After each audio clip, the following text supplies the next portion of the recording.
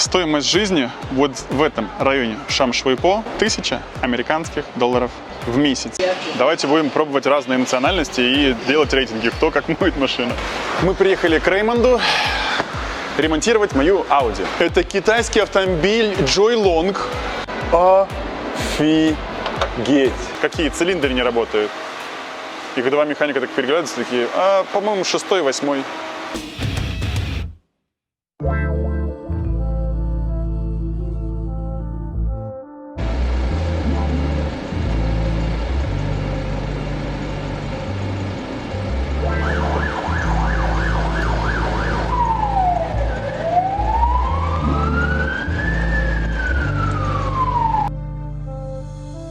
Как вы видите, у нас особо не погоняешь.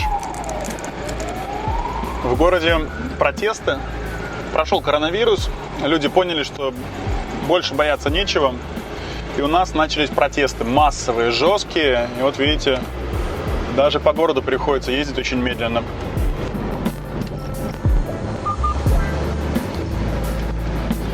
Ну и пока у нас идут протесты, я думаю, что это самое хорошее время помыть машину. Мы сейчас поедем на интересную мойку, я ее видел только снаружи. На мойке работают пакистанцы. Я видел, как они мыли Lexus, и офигел. Просто машину вылизали.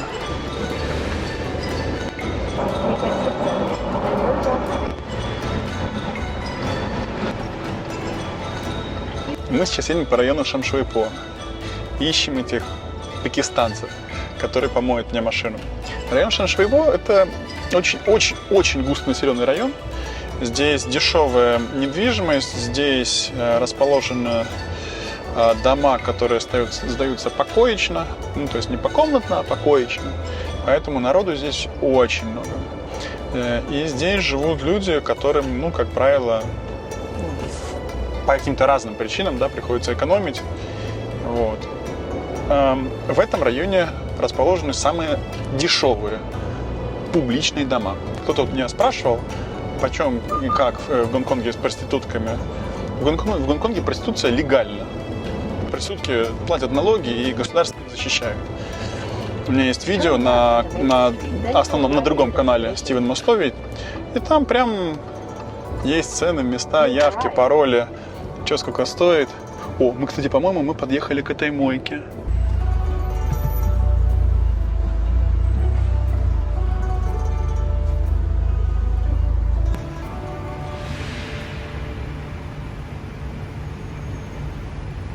Я в Гонконге видел, что машины моют только китайцы, ну, либо местные.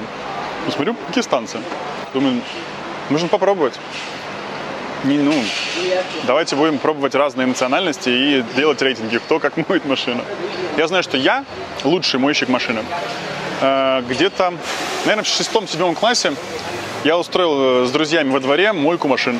И я был номером 1, поверьте. Мыл машины, правда, не все платили за эту мойку, но кто-то платил, кто-то даже чаевых давал. Поэтому лично я считаю, что мыть машины для молодежи, для детей, для подростков, вот такое занятие.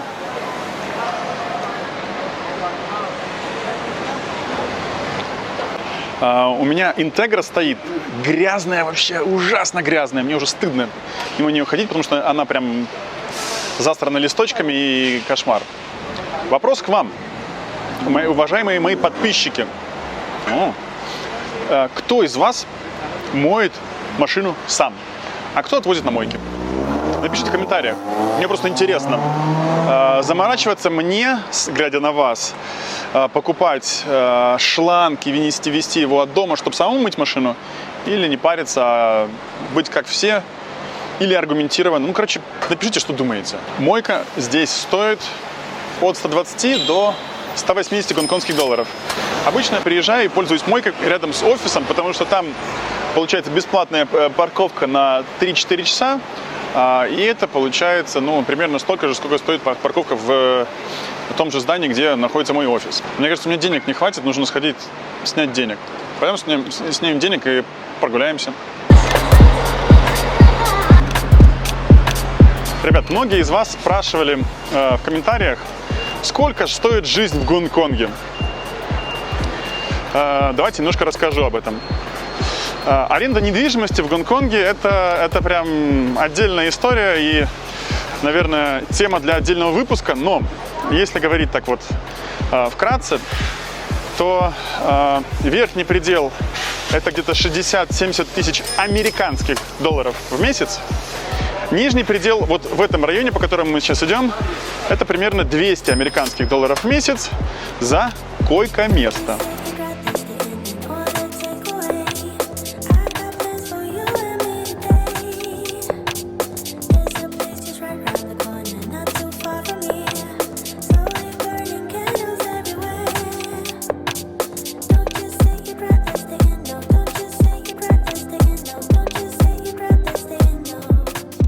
Итак, пока я иду к банкомату снимать денег на мойку машин, немного расскажу вам про район Шам Шуэй По, в котором мы сейчас находимся.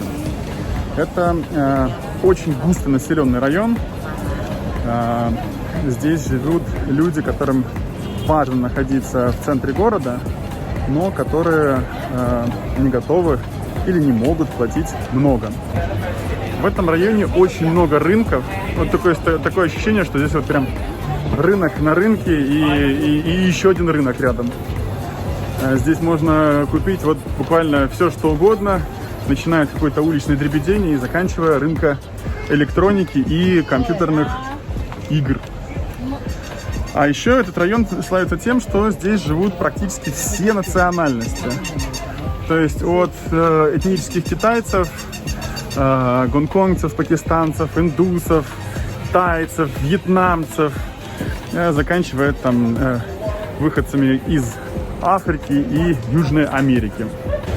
Проститутки здесь стоят от 300 гонконгских долларов за раз.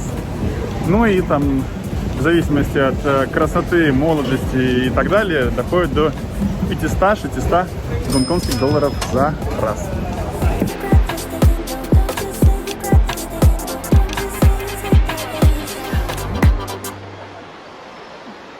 Шам Шуэй По – это такой некий город в городе. Здесь высокая концентрация людей, высокая плотность населения. Здесь можно купить на улице все, что угодно в шаговой доступности. Помимо этого, здесь 2 станции метро, с которых можно добраться в любую точку города за 20-30 минут. Центр города, отсюда 15 минут езды на метро. Жизнь здесь прям бурлит. При этом все носят маски.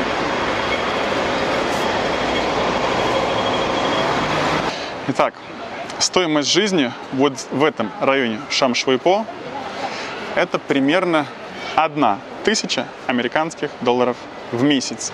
Я говорю про себестоимость, ужасные условия жизни и как бы грань такой вот выживания. Все, что дороже, это улучшение условий жизни. В соседнем районе Манкок стоимость квартир начинается от 600 американских долларов в месяц. Квартиры в нашем понимании, в понимании гонконгцев, это немножко разные понятия. Гонконгцев 15 квадратных метров – это уже квартира. 40 квадратных метров – это огромная квартира. Все, что больше, это либо очень прям лакшери, или далеко от города. Например, я живу далеко от города, и до вот этого места мне добираться час.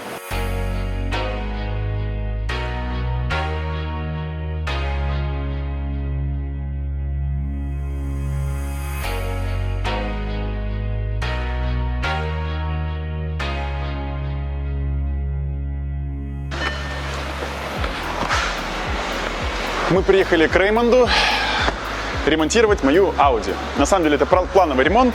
Нам нужно заменить 2 вот таких вот элемента.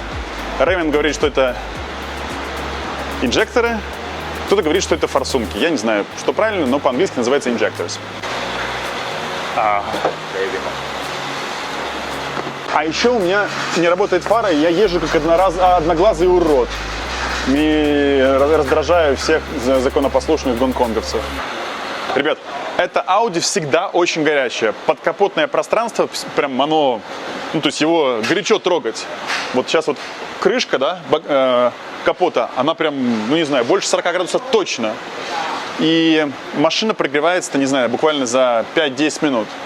Я говорю, что на то, что это слишком большой двигатель и просто кулеры не справляются с охлаждением. Но может быть причина в другом. Если знаете, в чем причина, напишите в комментариях, буду благодарен. Чтобы вы понимали, где будет ремонтироваться моя Audi. Вот смотрите, вот по левую руку ремонт Audi и Volkswagen. По правую руку производство лапши. Лапша здесь, в Гонконге, это как у вас хлеб. То есть ее едят много, часто и все, и постоянно. Так что, видите, соседствуют как бы две индустрии, которые совсем несовместимы, но тем не менее живут вместе и радуются. У этих сломалась машина, раз починили. Эти проголодались, пожалуйста, поели. Здесь свеженькое, вкусненькое, все хорошо. Кстати, здесь же в гараже стоит зарядка для электрокаров. А я не знаю, что это за электрокар. Это вроде бы Toyota, а это не Toyota. Это китайский автомобиль Joylong с правым рулем. И тут же для него зарядка. Я сейчас выясню, чей он. Слушай, это супер контент для Urban Electric. Короче, нашли, чья это машина. Их здесь 4 на самом деле. Вот раз, вон 2 и еще 2. И они в закупке были около 30 тысяч американских долларов. Это супер цена. Офигеть. Посмотри, это огромная машина. Это коммерческий транспорт, поэтому на него действует скидка. Машина стоила 60 тысяч долларов, но с учетом дотации от правительства она стоит 30 тысяч долларов. Как коммерческий транспорт. Здесь такая специальная сетка, и это как говорит о том, что это не пассажирский, а именно коммерческий транспорт, не обычный, да? Слушайте, ну она огромная. Интересно, конечно, узнать, какая здесь батарейка. Друзья, это реально заявка на победу, потому что в Гонконге вот эти машины очень распространены. Это Toyota Hi-Ace. Их миллион по городу ездит, все бензиновые или дизельные. А вот эта если она стоит вот 30 тысяч долларов, она просто убьет все бензиновые и дизельные автомобили. Идеальный, мне кажется, вариант, если у него есть дальность хода 400-500 километров. О!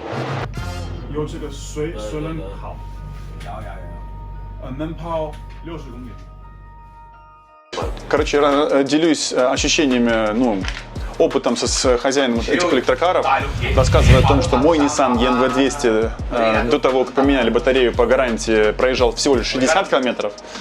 Он поделился, что вот в этом автомобиле заявленная дальность хода 300-400 километров. На самом деле он проезжает всего лишь 200. А значит, что автомобиль дешевый и честный. А батарейка, кстати, там стоит от BYD. Он говорит, что продает машину, потому что 200 километров мало. А я говорю, что достаточно. Короче, выяснилось, что 200 километров проезжает загруженная машина. Полностью загруженную. Мне кажется, это вообще отличный результат по Гонконгу с кондиционером. 200 километров загруженная машина, вообще отличный результат. У людей завышенные требования к электрокарам.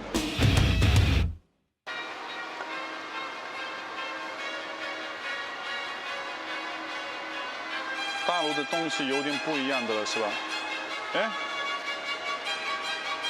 一样的咯。它有这个。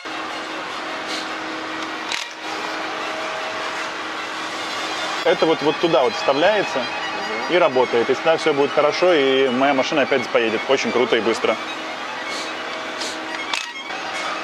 这个是不是坏的？这个是6。哦。7、8，各种都好。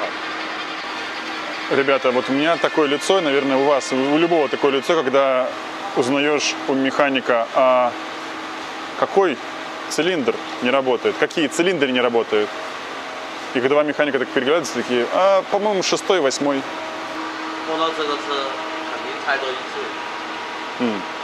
Так, вот эта коробочка обошлась мне 2200 гонконгских долларов.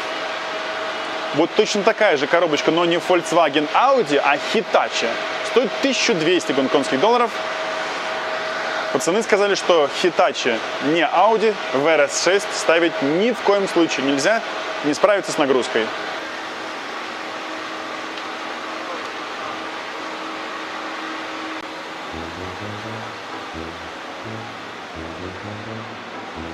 Мне только что рассказали, что моя машина наполовину пластиковая.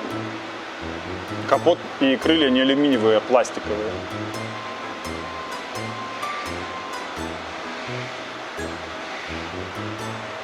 Я вот смотрел вот под капот этого монстра, двигатель здоровый такой, думаю, пойти накачаться, а мне говорят, машина твоя пластиковая, куда тебе качаться-то?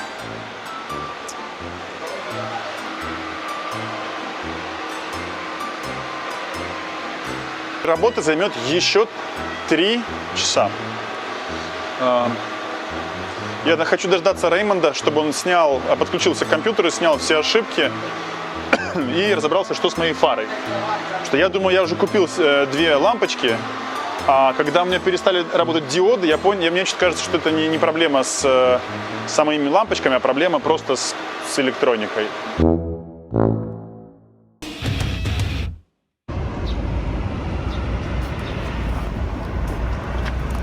Читаю ваши комментарии и сообщения и понимаю, что среди вас есть обладатели очень классных и интересных тачек.